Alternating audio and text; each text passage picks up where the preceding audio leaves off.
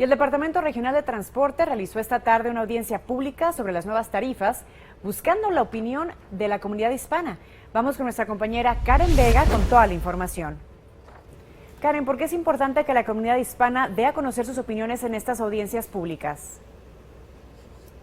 Vanessa, las ideas y opiniones de la comunidad formarán parte de la información que se le entregará a la Junta Directiva del RTD para tomar una decisión final sobre el aumento de tarifas. Si usted utiliza el autobús o tren ligero del Departamento Regional de Transporte, conocido en inglés como RTD, esto le va a interesar. Pues audiencias públicas como la del día de hoy buscan la opinión de la comunidad sobre el aumento de precio en las tarifas del transporte público. Invitamos al público a asistir, a que asisten a estas reuniones y así pueden contribuir sus opiniones, compartir sus ideas con RTD y así podemos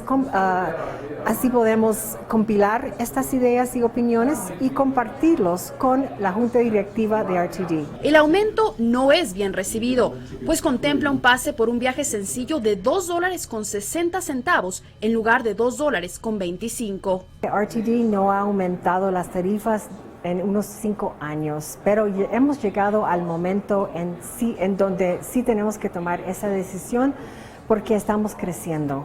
Vamos a introducir 5 líneas nuevas de transporte el año entrante. A través de toda el área metropolitana, miembros de la comunidad tendrán hasta el 8 de abril para expresar sus opiniones. Por ahora son recomendaciones, no hemos tomado ninguna decisión final. Por eso es importante saber qué es lo que está pensando la gente. Esta es la lista de precios con los aumentos a las tarifas del transporte público. Según su vocera, las cifras surgieron de un análisis. RTD lanzó un estudio de tarifas precisamente para hacer un análisis, para estar seguros que vamos a ofrecer tarifas justas que sirven para la gente.